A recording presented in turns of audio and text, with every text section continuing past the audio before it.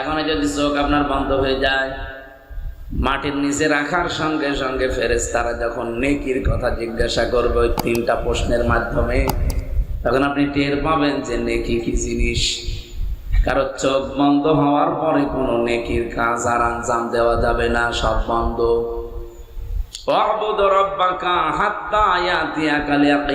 ইবাদত ওই পর্যন্ত করা যায় যতক্ষণ মরণ না আসে।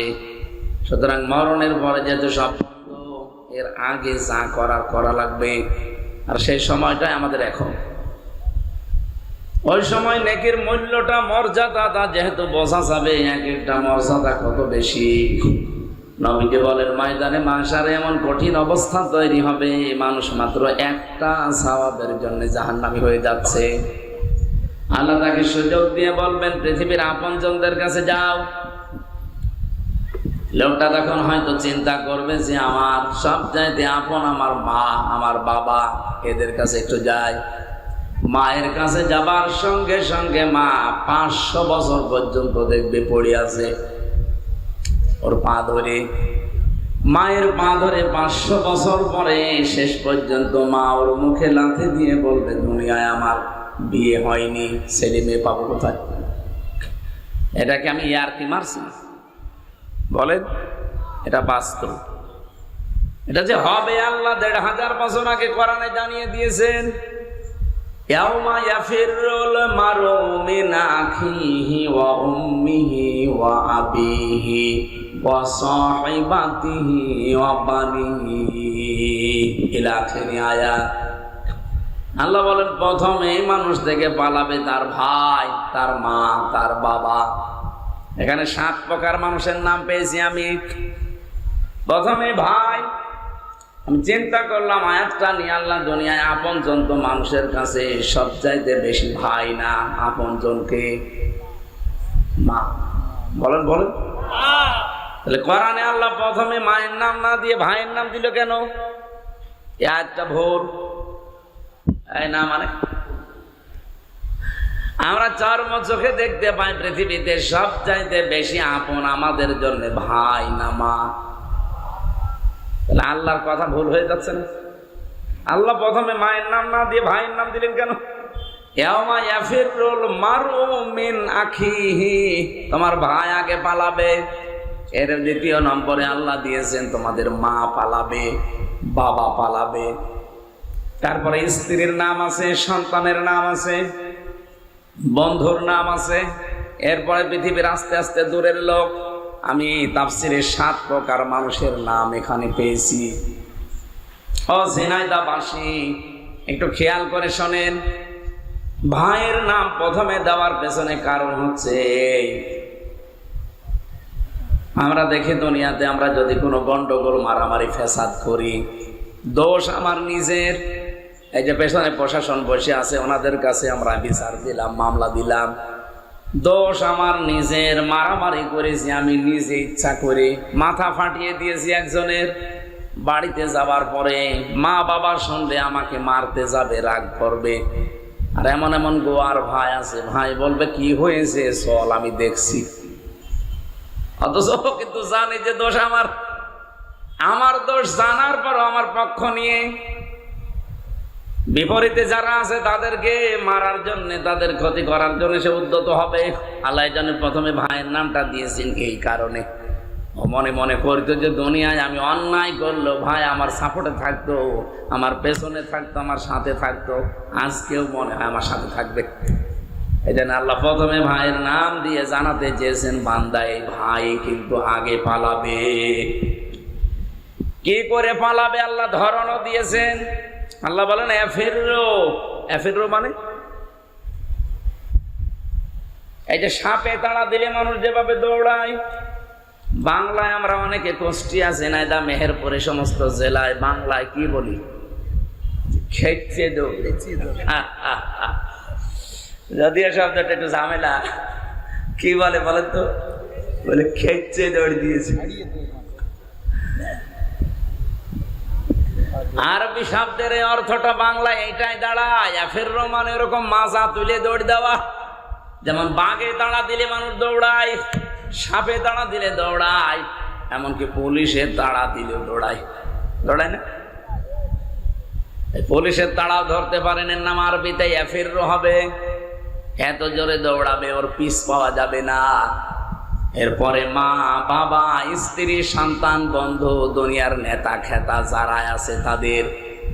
আল্লাহ পাক বলেন এই 7 প্রকার মানুষে যদি তোর বিপদ দেখলে দৌড়ায়, কি মনে হয় বান্দা তুই বল তোর কাছে আর কত আপনজন আছে যে তারা তোর সামনে এসে দাঁড়াবে? আমাদের একটা ভ্রান্ত ধারণা আছে যে আমার কোনো চিন্তা নেই, যে আমার বাবা আছে, এরকম একটা বাবা থাকলে আমার সব যথেষ্ট। কিয়ামতে নাকি বাবা আমার সামনে আসবে। কে বলেছে আপনাকে? আপনি বলেন তো, আপনার ভাই যেখানে পালিয়ে যাচ্ছে, আপনার মা পালাচ্ছে, আপনার বাবা পালাচ্ছে, আপনার স্ত্রী পালাচ্ছে, এমন কোন পাগল পীর আছে যে আপনার সামনে এসে দাঁড়াতে পারে? ও তো বলবে যে আল্লাহ আমি পীরই ছিলাম না। ও আমার মুরিদের দাবি করে, আমি তো পীরই ছিলাম না। ওর মা যেখানে দৌড়াচ্ছে আর ও এসে বলছে আমি অমুকের মুরিদ ছিলাম। কিসের মুরিদ? আমার কথা হচ্ছে এখানে যে মানুষগুলো পৃথিবীতে আল্লাহর দ্বীনের দিকে মানুষকে ডাকে, হক পথে ডাকে, শিরিক বেদাত থেকে মুক্ত করার চেষ্টা করে, শিক্ষার জন্য আপনি তার কাছে যাবেন। যেটা ফাসাদু আহলাদ যিকরি ইন কুনতুম লা তা'লামুন, আয়াতের বাস্তব প্রমাণ। যারা জানেন না, যারা জানে তাদের কাছে জেনে নেবেন। এর নাম শিক্ষক, মুআল্লিম, পীর, উস্তাদ, যাই বলেন। কিন্তু যে ভণ্ড আরো শিরিক করাবে আপনাকে, কিয়ামতের ভয়াবহতা জীবনে কোনোদিন সে আপনাকে বলে না, আরো আপনার কাছ থেকে ধান্দাপাতি করে, বুঝবেন ওটা আসলে একটা ধান্দাবাজ। এই কথা বলেন না কেন? পীর ধরার জন্য আপনার লোক বান্না চলে যাচ্ছেন 1800। ওকে পীর শিরিকের কারখানা তৈরি করেছে ওর দরবারে। এলাকায় যদি কেউ থাকেন সতর্ক হবেন, কারণ আপনার চাইতে আমি নিজে বেশি দেখেছি, কারণ হাদিসের সাথে মিলিয়ে দেখেছি এ দরবার গুলো টেকে না, এগুলো সব ভণ্ড। আমার ক্ষমতা থাকলে আমি নিজে তুলে দিতাম, যেহেতু আমাদের আয়ত্তের বাইরে, আমরা শুধু ফতোয়া পর্যন্ত দিতে পারছি, এ পর্যন্তই নিলাম। আর যদি সত্যি আমাদের পেছনে ব্যাকআপ থাকতো, আইন প্রয়োগ করার ক্ষমতা যদি আল্লাহ আমাদেরকে দিয়ে দিত, এই দেশে যত অবৈধ ব্যবসা চলছে পীরের নামে সবগুলো চালিয়ে দিতাম। কথা বলুন। আমি জেলে যাওয়ার আগে 20 সালে একবার একটা ফতোয়া দিয়েছিলাম আমার গ্রামে কুষ্টিয়ায়, জেনার ফতোয়া।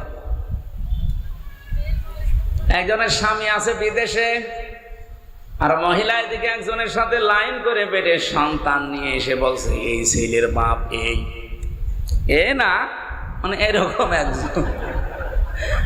এখন আমার কাছে বলছে কি করবো, ফতোয়া দেন। আরে ভাই আমার নামে তো মুফতি লিখে দিয়েছেন, এমনি তো না, সার্টিফিকেট আছে। এখন ওনার ফতোয়া অনুযায়ী জেনার যে শাস্তি, বললাম যে এইটা যদি বিবাহিত মানুষেরা জেনা করে, যদি সাক্ষ্য প্রমাণে ধরা পড়ে যায়, তাহলে বুক পর্যন্ত মাটির ভেতরে পুঁতে ফেলবেন, আর উপর থেকে আপনি পাথর বা ইট দিয়ে মেরে দুনিয়া থেকে বিদায় করবেন। এর নাম সঙ্গে সার। কি বলে?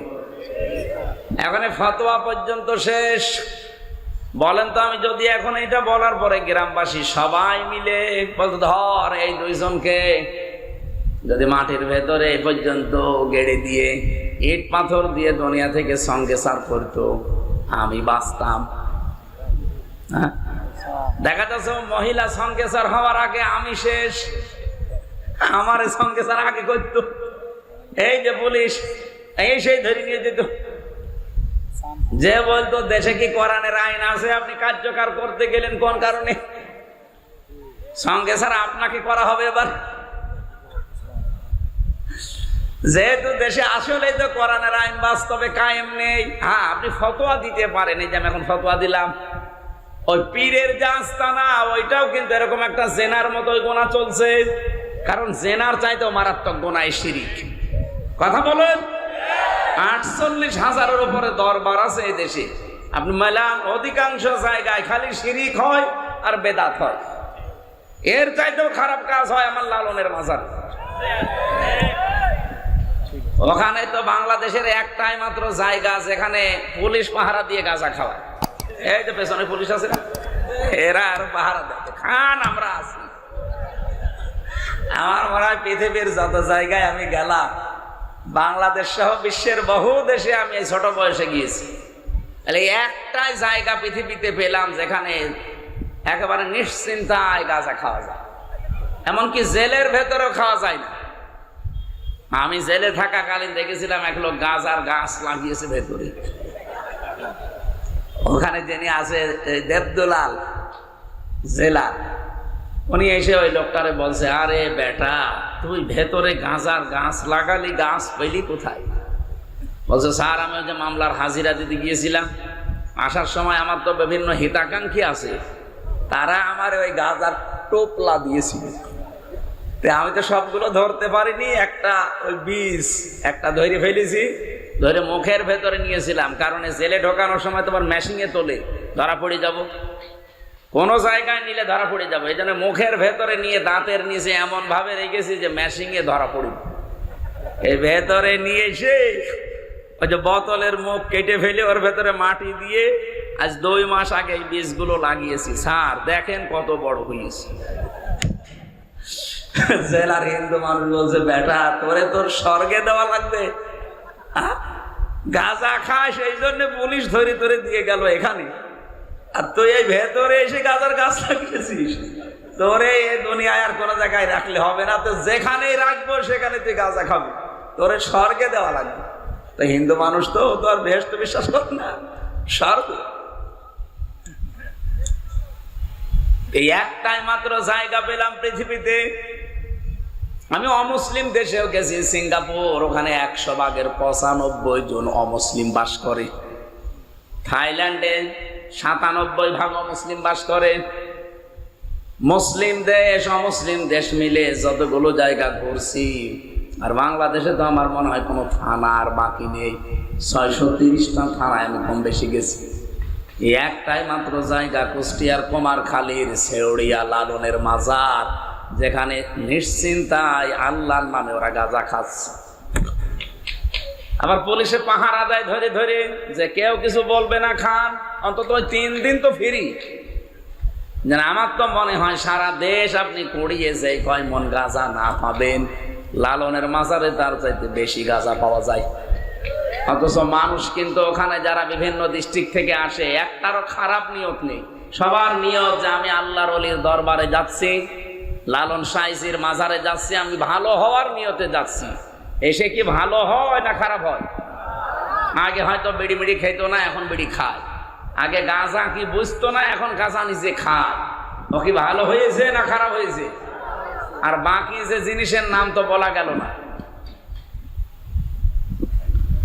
এখানে যেখানে শিরিক চলে, বেদাত চলে, এই জায়গাগুলো তো জেনা করার চাইতেও খারাপ, মানুষ হত্যা করার চাইতেও এই শিরিকটা খারাপ।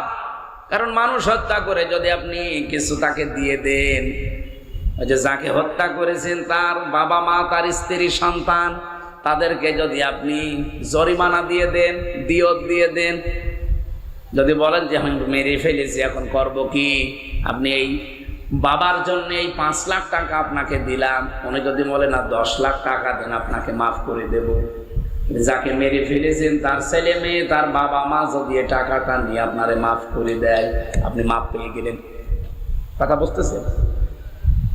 আমাদের দেশের যে আইন কানুনগুলো ব্রিটিশের আইন দিয়ে চলছে, এই যে মানুষ মরে গেলে 8 বছর 10 বছর 15-20 বছর জেল খাটে, এরপরে হয়তো তার ফাঁসি দিয়ে দেয় না, এটার দ্বারা আপনার মাফ হবে না। মাপ পাওয়ার জন্য 15-20 বছর 22 বছর, এখন 30 বছর করে জেল দেয়। এই জেল খাটা আসলে এই পাপের শাস্তি না। শাস্তি হচ্ছে কেউ যদি কাউকে অন্যায় ভাবে মেরে ফেলে, তার প্রথম শাস্তি তাকে মেরে ফেলা লাগবে। এটা যদি না করে ওর আত্মীয় স্বজনের ভেতরে যারা যদি বলে যে না আপনি 5 লাখ টাকা দেন, আমার বাবার হত্যাকারী আপনাকে মাফ করে দেবো, তাহলে টাকা দিলে আপনি মাফ পাই যাবেন। তাছাড়া আর কোনো বাইরে কোনো নিয়ম নীতি নেই। কিন্তু নিয়মগুলো চলছে ব্রিটিশের, তো এ কারণে আজ হাজারো মানুষ এ কারণে ধুকে ধুকে জেলখানায় মরছে। ওই 18-20 বছর 22 বছর জেল খাটার পরে তখন ফাঁসি দিয়ে দেয়। কিন্তু মাঝখান থেকে যে 22 বছর 30 বছরের জেলে যে কি কষ্ট, আর ফাঁসির আসামি যারা তাদের তো রাখে কন্ডেম সেলের ভেতরে, 24 ঘন্টা তাদের তালা লাগিয়ে রাখে, যতদিন ফাঁসির আদেশ মানে কার্যকর না হবে 24 ঘন্টা ওদের তালা লাগানো। এই নিয়মটা পাল্টাতে আমি বারবার বহু জায়গায় বলেছি, এবং কি আন্তর্জাতিক যে সেমিনারগুলো এখানেও তুলে ধরেছিলাম যে এই নিয়ম পাল্টান। ব্রিটিশের আইন আপনি এই হাজার হাজার বছর, এই বাংলাদেশ 54 বছর স্বাধীন হয়ে গেল, এখনো ব্রিটিশের আইন চলবে কোন কারণে? এই দেশে ও ভেতরে যাবার পরে ও তার বাইরের কোনো খবর জানে না। এইদিকে তাকান, একটা মানুষ হত্যা করার পরে সে ভেতরে গেল জেলখানায়, কত বছর? 30 বছর জেল দেবে তার, যদি যাবজ্জীবন হয় 30 বছর, কমপক্ষে তার 22 বছর একাধারে জেল খাটা লাগবে, তাও ভেতরে কাজকর্ম করি। এরপরে যদি বলে না ওর ফাঁসি বহাল আছে, আপনাকে ফাঁসি দিয়ে দিবে। এই যে আপনি 18টা 20 বছর 22 বছর 30 বছর একাধারে জেল খাটলেন, আপনি কি ভেতর থেকে বাইরে কাউকে কিছু জানাতে পারছেন, কিছু দেখাতে পারছেন যে আপনার কষ্টটা? তা আপনি নিজের কষ্ট নিয়ে নিজে দুনিয়া থেকে বিদায় নিলেন। এই পৃথিবীতে কি হত্যায় ভাবে বন্ধ হওয়া সম্ভব? আল্লাহর নিয়মটা আল্লাহ খেলা করার জন্য দেয়নি, সব চিন্তা ভাবনা করে দিয়েছে। যদি ওইটা আমাদের দেশে আমরা পালন করতে পারতাম যে হত্যার বদলে হয় হত্যা, না থেকে মেরে ফেলেছেন তার দিয়ে দেওয়া লাগবে, এই দেশে এই 71 সালের পর থেকে আর একটা মানুষ হত্যা হতো না। 24 সালে 2732 জন মানুষ হত্যা হয়েছে, সরকারি জরিপ, বেসরকারি তো আরো বেশি। একটা মানুষ মেরে ফেললে যদি তাকে মেরে ফেলা লাগে, এর সাথে যারা ডাইরেক্ট ইনডাইরেক্ট জড়িত তাদের কোনো শাস্তি এখনো পর্যন্ত দৃশ্যমান হয়েছে? কিছুই হয়নি। এই জন্যে তো মারামারি হত্যা এখনো থামছে না। এটা বন্ধ হওয়া সম্ভব না ভাই। এই জন্য এই আইনগুলো আমরা চাই তাড়াতাড়ি। আন্তর্জাতিক সেমিনারগুলো তো বিভিন্ন জায়গায় রাষ্ট্রপ্রধান তাদের কাছে নিয়ে আসা হয়, যারা দায়িত্বশীল তাদের কাছে নিয়ে আসা হয়।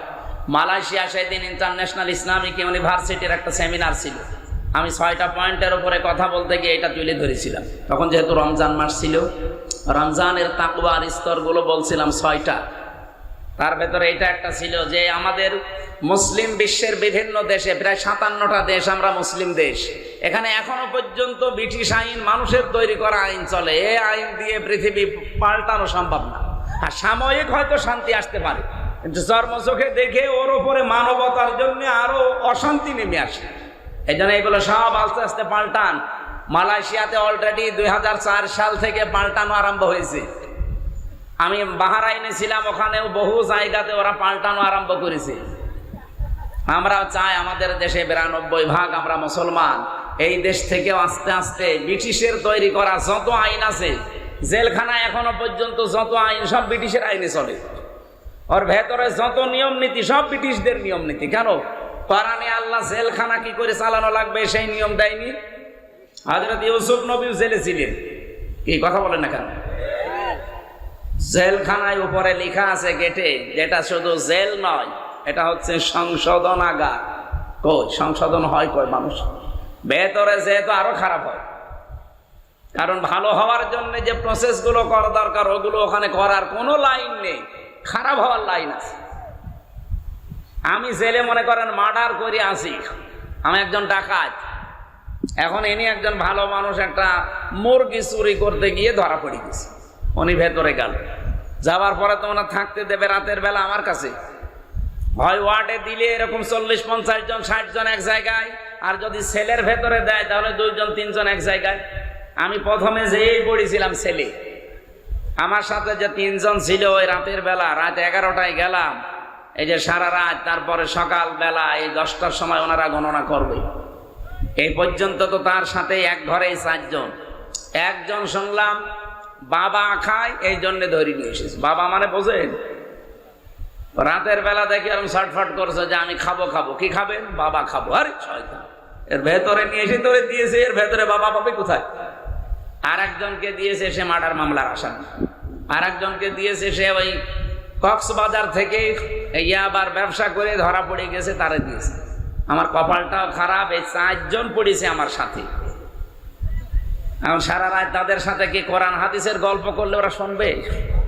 ওরা সেই লাইনের লোক, ওরা গল্প করে ওই লাইনে, আর আমি কোরআন শরীফের সূরা ইয়াসিন পড়ে ঘুমাবো, আর ওরা জিকির করছে ইয়াসিন ইয়াসিন না, ওদের জিকির বাবা বাবা। এখন আমি না থেকে ওই দিন যদি এরকম আরেকজন বাবা খোরের সাথেও থাকতো, অথবা যে লোকটা ওই যে মার্ডার মামলার যে আসামি, যেই লোক এরকম একটা ভয়ঙ্কর লোকের সাথে যদি পড়তো, কি হয়তো সারা রাত গল্প করতো। আমি হয়তো ওদের জিজ্ঞাসা করলাম যে আপনার কি মামলা, ওনারে বললাম আপনার কি মামলা, প্রত্যেকেই তো প্রত্যেকের পরিচয় নিল, বাড়ি কোথায়, কি করেন, কার কি মামলা।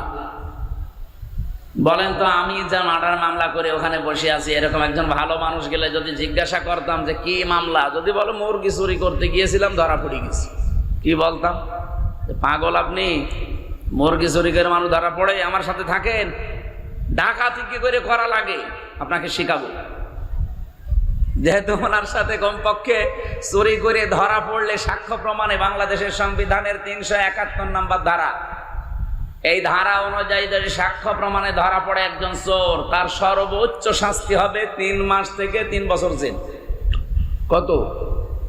3 মাস মনে করেন জেল হয়ে গেল এই লোকটা, আর আমার সাথে দেবে 3 মাস আমার সাথে থাকলে ও কি বের হওয়ার সময় ওই চোর হয়েই বের হবে না ডাকাত? ডাকাত হয়ে বের হবে না। আর ডাকাত যদি যায় ওখানে যদি সে পায় ওই যে সেই মুকিম গাজীর মতো 260 বছর জেল তার। আর ওই লোকের সাথে যদি পড়ে, সে তো ভেতরে ম্যাড হয়ে গেছে, সে নিজেই মস্তান ভেতরে, তার চেহারা দেখলে আপনি 2 গ্লাস পানি খাবেন। 46 বছর জেলে আছে, 260 বছর জেলে থাকা লাগবে তার। মনে হয় ও কবরে চলে যাবে, আবার জীবিত হবে, আবার জেলে যাবে, আবার জীবিত হবে, তাও ওর জীবনে জেল শেষ হবে না। 260 বছর কয়বার জন্ম নেওয়া লাগবে? কোনো 3 বার। হ্যাঁ, এখন তো 70-80 বছর মানুষ বাজে, 4-5 বার ওর জন্ম নেওয়া লাগবে দুনিয়ায়। ওই লোকের সাথে যদি খোদা না খাস্তা আপনার 3 বছর একাধারে পড়েন, আপনি কি আর মানুষ থাকবেন, নাকি মার্ডার কি করে করা লাগে সেই ট্রেনিং নিয়ে বের হবে? এজন্য প্রশাসন থেকে শুরু করে হযরত ওমর এই পুলিশ বানিয়েছিলেন। পুলিশের যে নিয়ম নীতি ছিল, 7টা ধারা ছিল, ওই ধারায় পুলিশ থাকলে বাংলাদেশে আজ এই পোশাক দেখলে এখনো অনেকে আমরা ঘৃণা করি। এমনি তো করি না, একটা কারণ আছে না? এই কথা বলছে না কেন? প্রশাসনের এই পুলিশের পোশাকটা, এটা একটা দামি পোশাক। আমি যেহেতু আপনারা আছেন, মিডিয়া আছে, এটা সারা দেশে যাচ্ছে। বাংলাদেশ সহ বিশ্বের যে কোনো দেশে যারা মানুষের জান মাল ইজ্জত আবরু হেফাজতের জন্য কাজ করেন, দায়িত্বে আছেন, প্রশাসনের যে বিভাগেই হোক, নিজেকে কখনো ছোট মনে করবেন না, অনেক বড় দায়িত্বে আছেন আপনি। আর এই কাজটা শুধুমাত্র চাকরি না, এটা একটা ইবাদত। আর এর চাইতে দামি ইবাদত আমার মনে হয় এই পৃথিবীতে আর নেই। মানব সেবার মতো ইবাদত দুনিয়াতে আছে? নেই।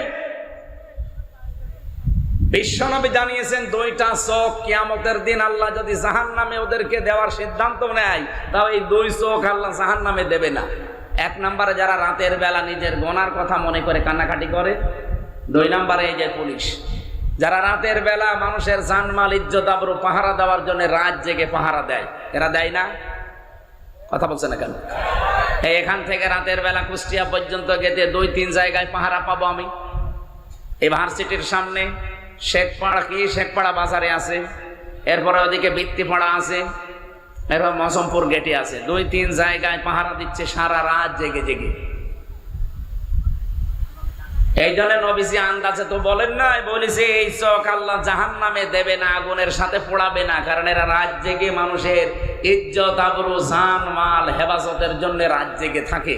আর যারা রাতের বেলা উঠে নিজের গোনার কথা মনে করে কান্নাকাটি করে, আল্লাহ এই 2টা চোখের ভেতরে অন্তত আমাদের এক প্রকার আছে, আমরা রাতের বেলা কাঁদতে পারবো না অপরাধের কথা স্মরণ করার। ওনারা তো একটা ইবাদতে আছে।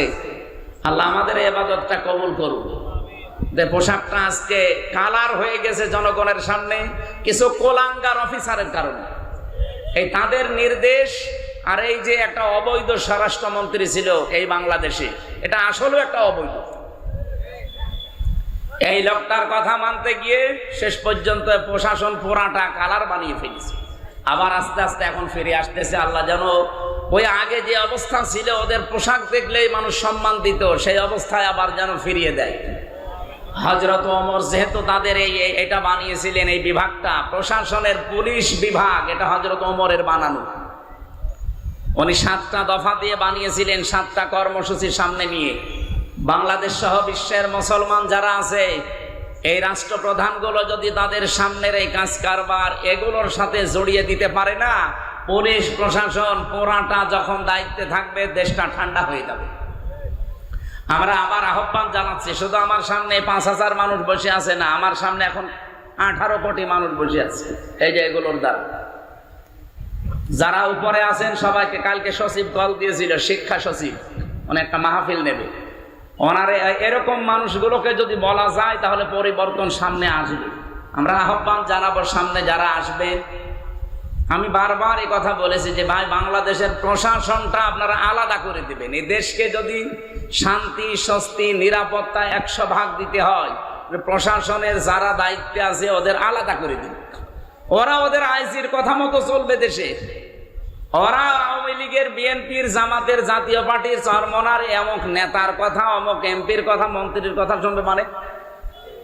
এরা তো সব দলীয় চিন্তায় চলে। এদের কথা শুনতে গেলে দেশে জীবন ও শান্তি 100 ভাগ কায়েম করতে ওরা পারবেন। ওরা যতই ভালো হোক পারবেন। ওদের পারার জন্য এই নিয়মটার সামনে আমরা আলাদা করার চেষ্টায় আছি।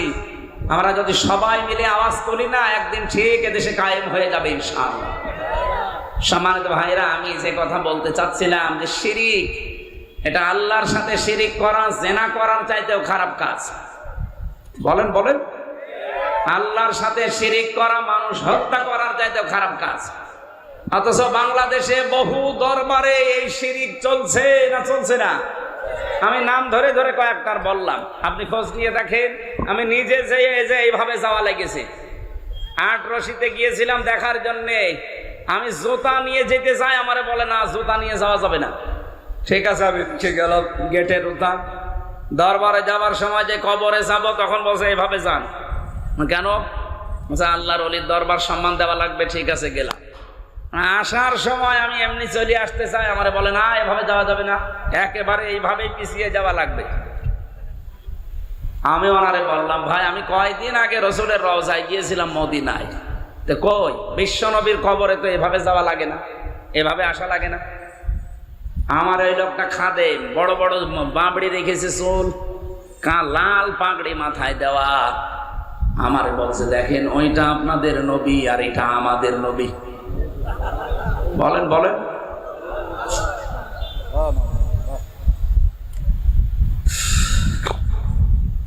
ও ঝিনাইদহ শৈলকুপার মানুষেরা যে কথা তুলেছিলাম, ওই কথাটা রিপিট করছি আবার।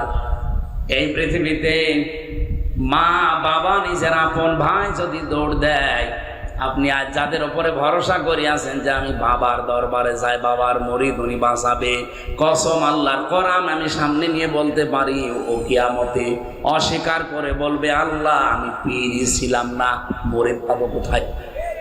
কারণ আমি নিজের চিন্তাই বাঁচে না, ওর ঝামেলা ঘাড়ে নিয়ে আমি মরবো। এজন্য শিক্ষিত মানুষ আপনারা, অন্তত বিবেক তো আছে, কারো উপরে ভরসা করবেন না। ভরসা শুরু হবে আপনার নিজের কাজকর্মের উপরে। কথা বুঝতেছেন? যতটুকু কাজ দুনিয়াতে করেন, আপনি দেখবেন এই কাজ দিয়ে কিয়ামতের বিশাল এই জীবন পার হওয়া যাবে কিনা। কোরআনে কারিমে আল্লাহ জানিয়েছেন, ইয়াবাদুল মুজরিমু লাউ ইফতাদি মিন আযাবি ইয়াউমিদিন বিবানি ওয়া সাহিবাতিহি ওয়া আখিহি ওয়া ফাসিলাতিহি আল্লাতী তুওয়ি ওয়া মান ফিল আরদি জামিআন সুম্মা ইউনজি ইলা আখিরি আয়াত। সূরা মারিজের ভেতরে আছে 11 নম্বর আয়াত থেকে শুরু। আল্লাহ পাক বলেন, কিয়ামতে ভয়াবহ দৃশ্য দেখার পরে বহু মানুষ বলবে, আল্লাহ, আমার সন্তানকে আমি তোমার কাছে মুক্তিপণ হিসাবে দিয়ে দিলাম, আমাকে তুমি মুক্তি দাও। এই এদিকে তাকান, এত কঠিন জালজালা অবস্থা কিয়ামতে আল্লাহ পয়দা করবে যে মানুষ তার প্রথমেই সন্তানকে বলবে, আল্লাহ, এটা দিয়ে দিলাম। কি হিসাবে? বলেন বলেন, মুক্তিপণ। আপনি ভাবতে পারেন এই দৃশ্যটা আমাদের সামনে আসতেছে। কিয়ামতের দিন আপনি প্রথমে আপনার সন্তানকে বলবেন, নেন, এটাকে দিয়ে দিলাম, এরে মুক্তিপণ হিসাবে রেখে দেন। একে কি বলে আর একটা বাংলায়? জিম্মা নাকি আরো আরো উত্তর? জিম্মা। মানে এরে আমি দিয়ে দিলাম, আপনি এরে যা করবেন করেন, আমারে বাঁচিয়ে দেন। আয়াতটা নিয়ে আমি চিন্তা করেছিলাম আমার ছোট মেয়েটাকে, যে কিয়ামতের দিন নাকি আমার এই হাফসাকে আল্লাহকে বলবো যে হাফসারও দিয়ে দিলাম। আমি আয়াতটা পড়ার পরে আমার বল না, এটা তো কেমন যেন মেলে না, যে আমি হাফসাকেও কিয়ামতে আল্লাহর কাছে মুক্তিপণ হিসাবে দিয়ে বলবো আমারে তুমি বাঁচাও, এরে দিয়ে দিলাম। এটা তো আমি নিজের জীবনেই মিলাতে পারছি না। আজকে আমার ছোট মেয়েটা আমার হাত থেকে পড়ে গিয়েছিল, এই পেছনে লাগার পর ওর মাথা ফুলে গেছে। আমার মনে হচ্ছে যে ওর মাথায় লাগেনি, লাগিয়েছে আমার কলিজায়। এত বেশি ভালোবাসা ওর উপরে জন্ম তৈরি করে দিয়েছে। এই যে ভালোবাসা তো তৈরি করলো কে? এরকম হাফসাকেও কিয়ামতের দিন আল্লাহরে বলবো এইটা নিয়েন, আমারে কিছু বলবেন না। আল্লাহ বলেন শুধু সন্তান না, নিজের স্ত্রীকেও বলবে এটাও দিয়ে দিলাম, নিজের ভাইকে, এমনকি নিজের জ্ঞাতি গোষ্ঠী যারা আমাকে আশ্রয় দিত, আমার দলের লোক, আমার গোষ্ঠীর লোক, যারা কোনো বিপদে পড়লো ঢাল সড়কি নিয়ে মারার জন্য রেডি হয়ে যেত, এই মানুষগুলোকেও বলবো আল্লাহ এদেরকেও দিয়ে দিলাম, নেন। এমনকি অমাং ফিলারুদি জামিয়া, দুনিয়াতে যত কিছুর মালিক আমি আছি সব দিয়ে দিলাম, সব নিয়ে নেন। এরপরও আমাকে কিছু বলবেন না। আল্লাহ তাআলার সঙ্গে সঙ্গে আওয়াজ দেবেন কাল্লা, কখনোই না। ইন্নাহা লাযা, পরে আমি লাজাই দেব। কোথায় লাজা? কি এটা? জাহান্নামের একটা স্তরের নাম, দরজার নাম। তোরা আমি এই দরজা দিয়ে প্রবেশ করাবো। আল্লাহ পাক বলেন কেন এই লাজা দিয়ে দরে প্রবেশ করাবো? জানিস কত দরজা তো আছে জাহান্নামের? জাহান্নামের স্তর আছে 100টার উপরে। আমরা মাত্র 7টা জানি, হাবিয়া, হোতমা, সাকার, সাঈর, জাহান্নাম, তারপরে লাজা, এরকম 7টা আমরা খুব বেশি হলেও জানি। কোরআন শরীফের ভেতরে আল্লাহ 100টা স্তর দিয়েছেন জাহান্নামের। এই স্তরগুলোর ভেতরে মারাত্মক 2টা, তার ভেতরে লাজা একটা। রব্বুল আলামিন বলেন লাজা শোনার পরে তোরা কি বুঝতে পারলি কি এটা জিনিস? কত কঠিন জায়গা এটা। কাল্লা ইন্নাহা লাযা নাযাআতান লিশ-শাওয়া, এখানে শুধু প্রবেশ করতে দেরি, সঙ্গে সঙ্গে চামড়া খসে পড়ে যাবে। ও ঝিনাইদহবাসী বলেন তো, এখানে যারা আমরা আছি, এমন কোন ঘর দেখেছেন বাংলাদেশে যেখানে দিলেই চামড়া খসে যায়? হয়তো আপনাকে দেওয়া হয়নি। এই যে বাজারে মুরগি কিনতে গেলে দেখা যায় এমন একটা মেশিন এর ভেতরে দেয়, দেওয়ার সঙ্গে সঙ্গে চামড়া। দেখেননি? আমি তো কুষ্টিয়াতে দেখেছি মেশিনটা।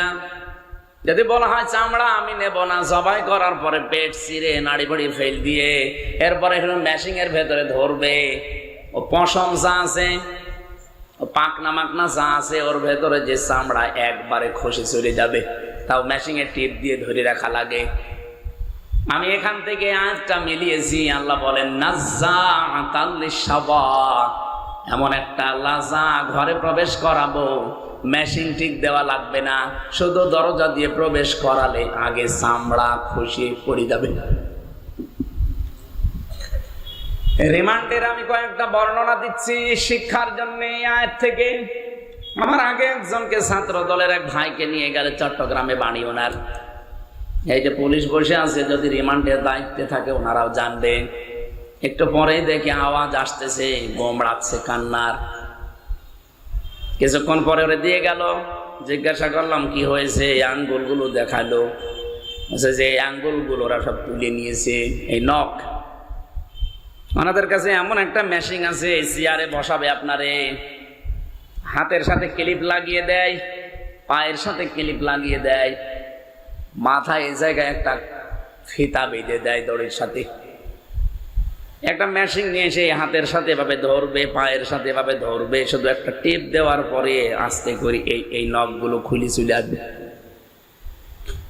শুধু নখ খুলে আসলে তো হয় না, শরীরে এমন কিছু জায়গা আছে যেখানে কিছু খসে গেলে ফিনকি দিয়ে রক্ত বের হয়, তার ভেতরে নখ একটা। আপনি নখ খুলে দেখেন, দেখেন ফিনকি দিয়ে রক্ত। রক্ত বন্ধ করার জন্য তো ঔষধ দেওয়া লাগে। আমার নিজে ওই ভাই বলছিল যে আমার এই জায়গায় লবণ ছিটিয়ে দিয়েছে। লবণ আবার দুই প্রকার হয় দেখবেন, একটা মোটা মোটা আর একটা মিহি পাতলা।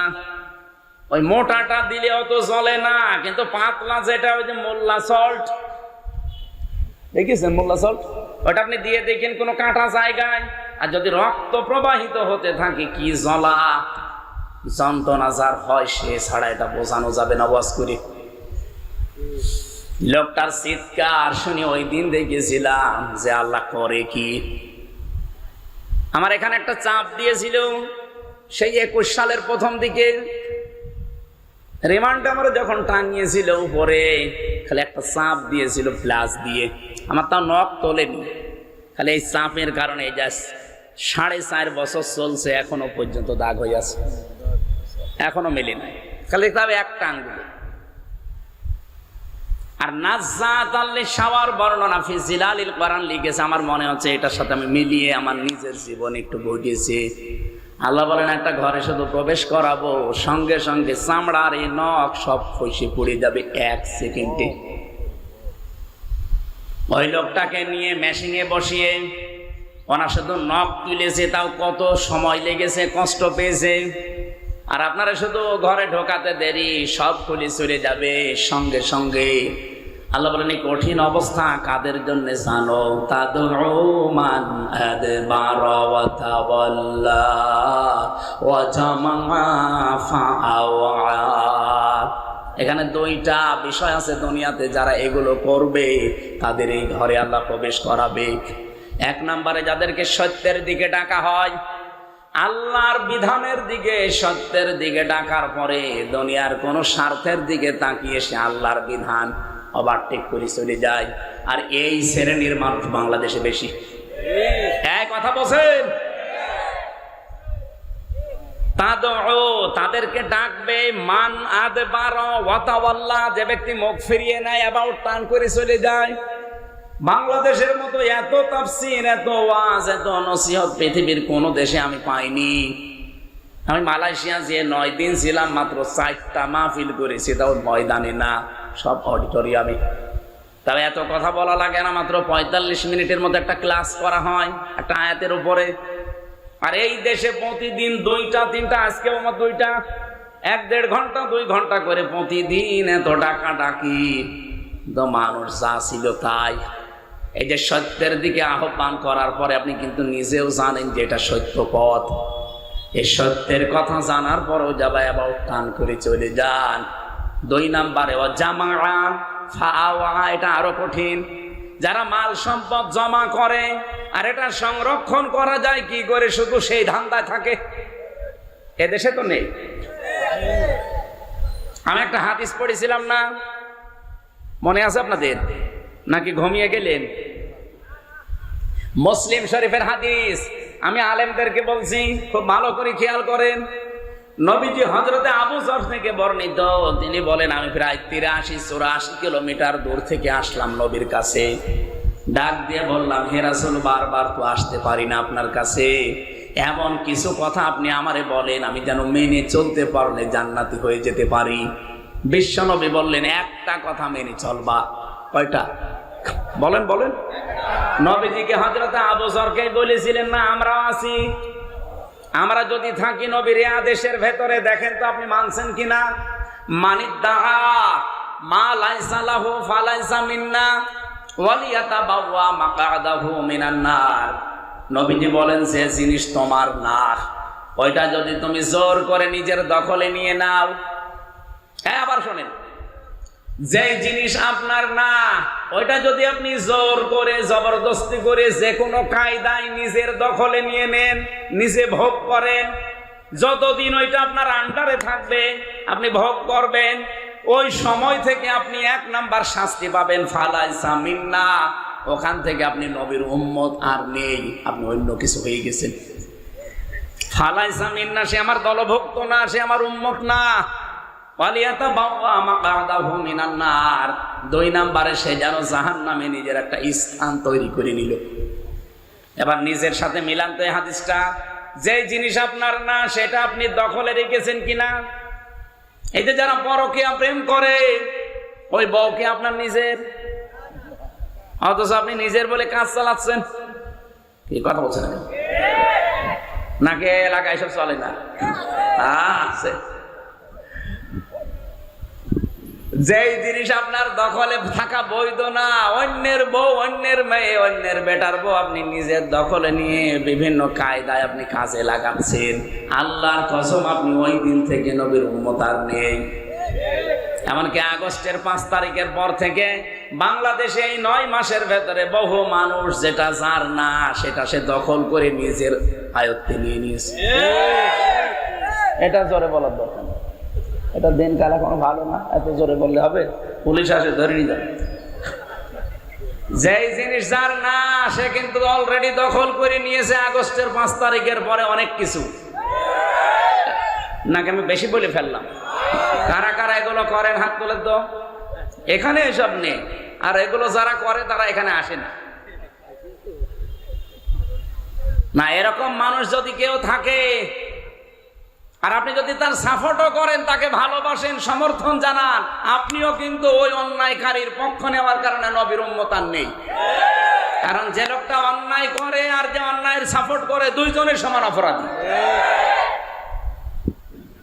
আমি কি বেশি বলে ফেললাম? ঠিক আছে নাকি এরকম মানুষ নেই দেশে?